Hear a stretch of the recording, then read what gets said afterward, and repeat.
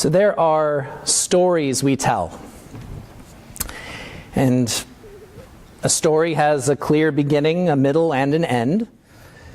And there are many different kinds of stories. There's scary stories, there's funny stories, there's strange stories. There's really dark and terrifying stories. There's really hopeful and enlightening stories.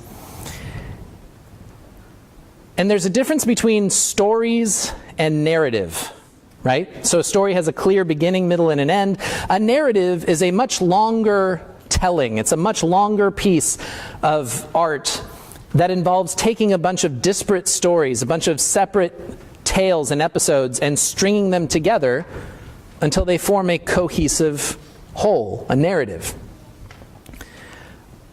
I can remember many different times as a child being very fearful of bullies at school. I have a lot of memories, a lot of very particular stories of other kids who were bigger than me or looked different than me, picking on me, pushing me, hitting me, calling me names. But those, for me, those remain isolated stories.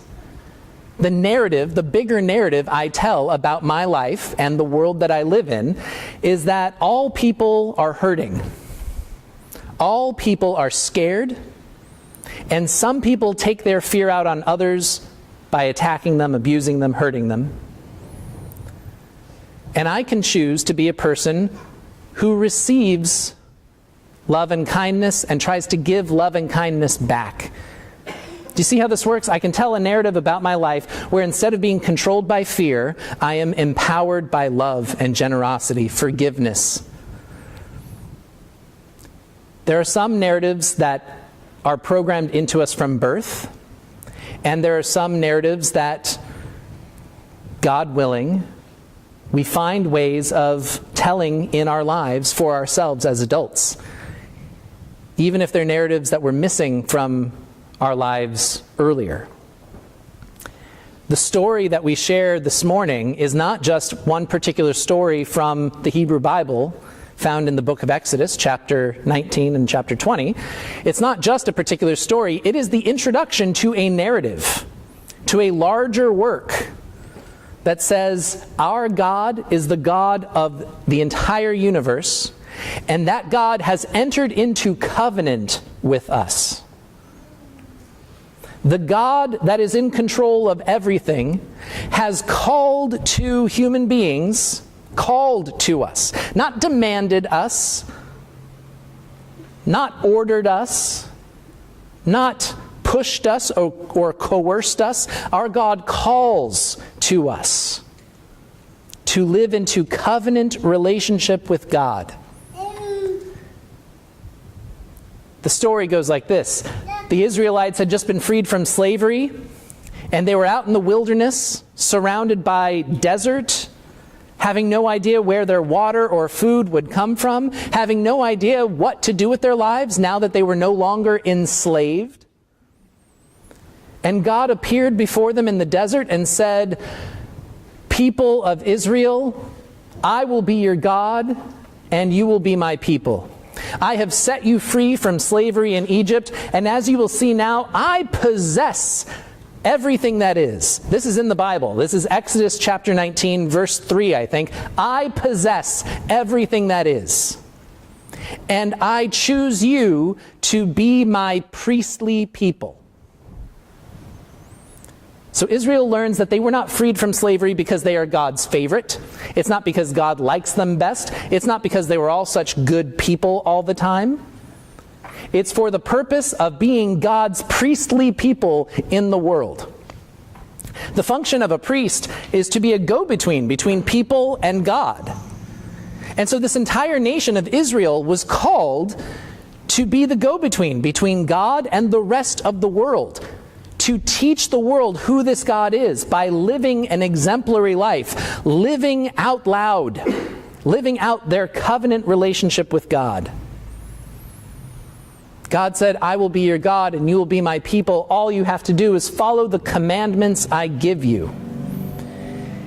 And God gave them a list of how many? 10. A list of 10 commandments. Depending on where we are in history, we can talk about how these commandments, the Torah, the law, the teaching, we can talk about how those over time developed into an entire series of hundreds of commandments, hundreds of laws. Or we can celebrate what Jesus taught all of us, how those 10 commandments are actually 2. Love the Lord your God with all you are, and love your neighbor as yourself. This is what your God commands you to do.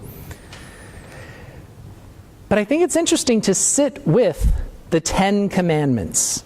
Way too often do we just see these as something that's important for children to memorize, but it's not so much important for us to think about what they mean for our lives. So we're going to do that together. But before we get into commandment, before we get into covenant, I just want us to really quickly visit in our own minds the ways in which we are normally bound together by rules and laws in our world. No one has to raise their hand. This isn't public confession. But I just want you to imagine you're driving down the highway and you see a sign that says speed limit 65 miles per hour.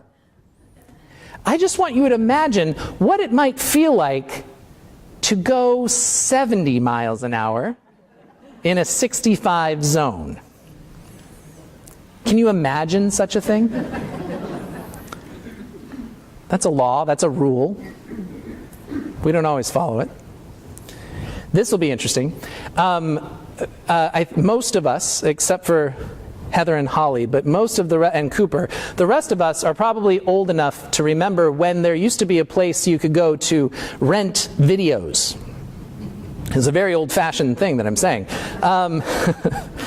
There used to be a place where you could go and rent movies. They weren't streaming on the computer. They were this. I can't tell if the look they're giving me is like, stop talking to us, or if the look that they're giving me is like, there was what? There were these cassettes, and you rented them. You exchanged money for the privilege of taking these movies home to watch for a day or two. And some of you might remember there would have been a sticker on the tape or some kind of general rule saying, be kind, rewind. Right? The idea was you don't want to have to waste the time rewinding this movie before you get to watch it, so you don't want that to happen to somebody else. Be kind, rewind. Raise your hand if you always rewound a videotape that you rented every single time without fail. Now, oh my goodness. That's a lot of hands going up. It means one of two things. Either all of you are excellent rule followers all the time. Right? There's 3 possibilities. 2, you have a profound love and respect for film, for the art of cinema. Or 3, there was some kind of coercion, some kind of intense penalty for not following that rule. Am I right? Okay, there was guilt. We're just neurotic. Sometimes we just need... But I have it on good authority from the 8 o'clock service that here in Kittery, there was... apparently the video store owner ruled with an iron fist and had charged a lot of money if you failed to rewind your video before taking it back. I heard this from the 8 o'clock service was more in agreement on this point than anything I've ever heard in my life. So, anyway... And we all know the phrase, rules are made to what? Be broken. Rules are made to be broken. I think this is probably a natural part of being a free human being. We follow rules when it suits us. We will break those same rules if it pleases us to do so, if there's something to be gained from breaking those rules, unless there is some kind of coercion, unless there's some kind of punishment that is large enough for us to fear that keeps us in line and keeps us following the rules. That is how most of us are governed all the time. You don't speed, not because you're a good person who's really worried about speeding vehicles. You don't speed because you don't want a ticket, most of the time. You don't park in certain places because you don't want a ticket. It's not because you recognize the sanctity of certain yellow curbs. It's because I don't want a ticket. That's how we are governed most of the time. Friends, God does not offer rules to be followed. So it's problematic that when we think of the 10 Commandments, we think of these 2 stone tablets that are literally a list of rules that maybe we keep them, maybe we break them. That's not helpful, because that's not what God is trying to do. God is not trying to coerce us or tell us how to live for fear of death or punishment. God is extending to us a covenant. And a covenant is not just a set of rules. We as human beings, we need certain touchstones. We need certain boundaries, do's and don'ts, in order to be who God created us to be. But it's not a matter of picking and choosing which ones we follow. If you enter into covenant with God, then God is your God and you are God's people. And if we forsake our covenant in any way, then we stop knowing who God is. Does it seem strange to you that the most common conversation we have in our world about God is whether or not you believe in God? It's so strange to me. It's very odd. I think I've told this story before. In college, I met a young woman who was shocked when she found out I grew up in a church. Oh, you grew up in a church? You seemed like a good person. Oh, literally what she said. And I was like, well, yeah, I think good people go to church. And she said, well, the church said that my teenage cousin was given leukemia by God and died at the age of 17 because he was not a good person. And what I said to her is, I don't believe in that God. That God you are rejecting is not a God that I accept. I reject that God. I reject that idea of God. That is not the God that I know. The God that I know does not punish and threaten through coercion and violence. The God I know calls and forms partnerships out of love, out of a desire for freedom and life. The conversation really needs to be more than just, do we believe in God or not?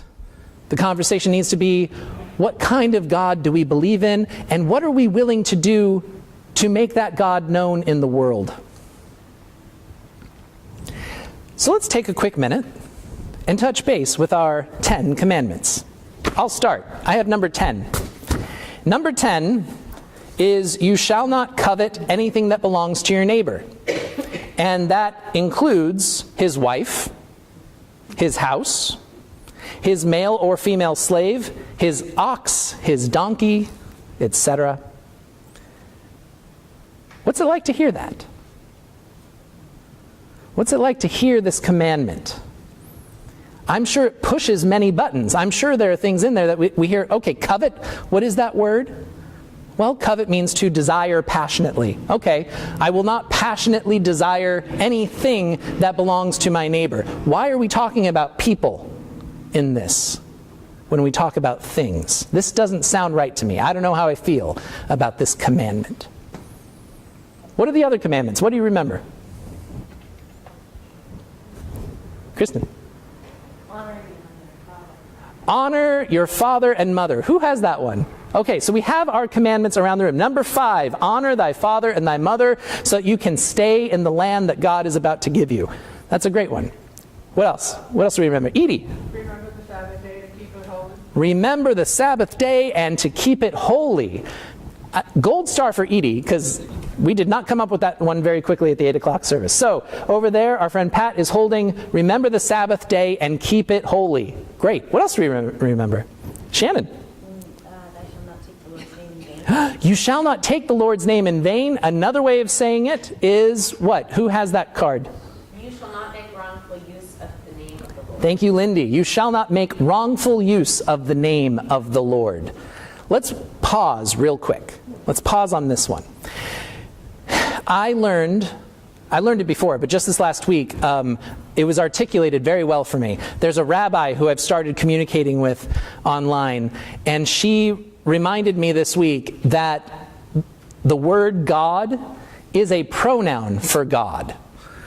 The word God is a pronoun for God. We use lots of pronouns for God. In this church, we will say he or she or they, remembering that God doesn't have a particular body. God does not have a gender. But what we need to remember is that God has a sacred name. God has a holy name that was revealed to Moses in the burning bush. God said, when Moses said, "Who do I tell Pharaoh has sent me?" God said, "I am who I am." And that sacred name is represented in the Hebrew Bible with a capital Y, capital H, Y. Yeah, capital Y, capital H, capital W, capital H. And in our English translation of that, we always spell it as Lord, capital L, capital O, capital R, capital D. So when we say the Lord, that is an English representation of the Hebrew symbol for the unpronounceable name of God. And when we say God, capital G, O-D, or some people say capital G dash D, when we use that word, it's actually a pronoun for God. That's not God's name. That's how we refer to God.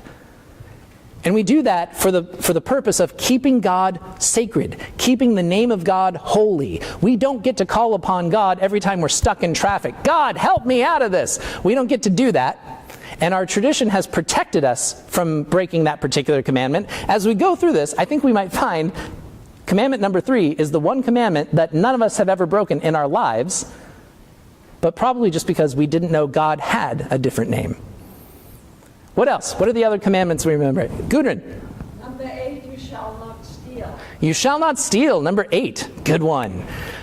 Does that include Netflix accounts? If I don't pay for my own Netflix and I use somebody else's account, is that included in stealing? Yeah? Okay. Note to self, don't do that anymore. So, do not steal. Commandment number 8. What else do we have? 2, you shall not make for yourself an idol. Number 2, you shall not make for yourself an idol. We talked about this in the children's sermon. An idol is anything or person who we imbue with importance and power. God tells us not to do that, because God is bigger than any representation of God. We have the cross as a sacred symbol. We have this sanctuary as a sacred place. But God is larger than these things. When we start praying to the cross, or we start praying to our sanctuary, when we start giving too much importance and power to physical objects like money, we are idolatrous. We are forgetting that God, the unpronounceable, unknowable mystery of the entire universe, that God is above and beyond all the things that we use to represent God. We always need to remember that. That's part of keeping God sacred. What else? I saw other cards over here. Martha? You shall not bear false witness against your neighbor. You shall not bear false witness against your neighbor. It's a great one. It doesn't just mean you shall not lie. It means you shall not speak wrongly or falsely about someone. You shall not speak wrongly or falsely about someone. How often do we hear part of the story and then label someone as that for their entire lives? How often do we see somebody not for who they are as a person, not as a beloved child of God, but as just the one little piece of them that sticks out? And we never let them forget it. That's wrong. That's part of the commandment. It's part of the covenant. We're not supposed to do that. Is there another one over here? And it's number 1, right, Ellie? Number 1. Number 1. Yeah. I am the Lord your God who brought you out of Egypt. You shall have no other gods before me. The original audience that heard this was familiar with many, many gods. In Egypt, there are bunches of different gods. There's a god for the sun, and a god for the water, and a god for life, and a god for death. And so when God makes the commandment, you shall have no other gods before me, God is speaking to people who are familiar with a lot of different gods. And God is not saying that those don't exist. God is saying, I will be first. You will put me before all the other gods. We grew up in a culture that is shaped by monotheism, and so it's easy for us to say, okay, there's one God, or maybe not, if we don't believe in God. But that doesn't mean we don't worship other deities. How often do we put convenience before God? How often do we put our own needs, our own desires before God? How often are we giving our worship, our praise, our attention, our energy, our time to things that are not God, but we really believe will keep us safe, will keep us alive, will keep us powerful and privileged? Did we miss any of them? A couple. Great. Sally. You shall not murder. You shall not murder. You shall not murder. In our world, we have to ask, Does that mean I shall not take someone's life? Or does it mean I'm responsible for people who die because of the way I live? What's important about you shall not murder is, when do you want to murder somebody? When do you want to hurt someone? It's when you feel vulnerable and afraid. Okay. So what if we can also see that somebody else is feeling vulnerable and afraid? We don't have to wipe them off the face of the planet because of what they're doing. We can name that we are human beings together. God is God and I am not, and I'm not allowed to take someone's life. Gary. Number 7, you shall not commit adultery. That's another weird one. It pushes against some things here because that was a commandment specifically for women. We know that in this culture, it wasn't called adultery. Men were just allowed to take a bunch of wives. Women weren't allowed to cheat on their husbands. Not all of these things fit within our parameters of what's normal and what's okay. Not all of these things fit our definition of being woke or not. But they didn't at the time either. The first people who were given these commandments were just as shocked, just as challenged as we are today. Because God's covenant, whether we say it in 10 commandments or 2, whether we say it's about loving everyone on the planet as best we can, however we talk about it, God's covenant pushes against and challenges all the other assumptions we make about how this world works and what this life means. Were you set free so that you can do whatever you want anytime you want? Or were you set free for a purpose? Were you set free so that you can teach and show and demonstrate how the love of God works in your life and share that love with the lives of others? What does the covenant command us to do? That's the importance of commandment. These aren't rules that we get to pick and choose from. We are commanded to do these things whether we feel like it or not. The first 4 commandments are all about God. It's all about how we maintain God's holiness and how we make sure that we are worshiping God and not just our own ideas of God. The last 6 commandments, more commandments for this than for God. The last 6 are all about how we're going to live together as people. And one quick way of understanding all 6 of these commandments is summed up in a word that we get from South Africa. It's called Ubuntu. Ubuntu means I can only be human if you are also allowed to be human. The only way I get to be a human being is if I respect your freedom to also be a human being, which means I can't see you as an object. I don't get to treat you as if you're here for my amusement or my pleasure. I don't get to steal from you. I don't get to kill you. I don't get to lie about who you are. I have to respect my relationships. I only get to be a divine, sacred human being if I also work hard to make sure you get to be a sacred, divine human being. Friends, this is the covenant that God shared with God's people. And through the person of Jesus, this covenant was opened up to more than just Jewish folks. This covenant was opened up to any of us who would follow in this way. For any of us who are willing to be the people who talk about God in the world and talk with the people about who God is and live a life that is so much broader and bigger and deeper than the lives we have in these bodies of ours. Thank you for playing this game. Thank you for working with me. Thank you for participating, for giving and receiving. And thank you for considering whether or not this covenant way of life can be for you. Let us join together in lifting our voices, and if you are comfortably able, standing, and singing a hymn that we usually save for the holidays, Come, O Come, Emmanuel, on page 116, because we remember that these are not just a list of rules. Jesus brought these as a way of life into the world.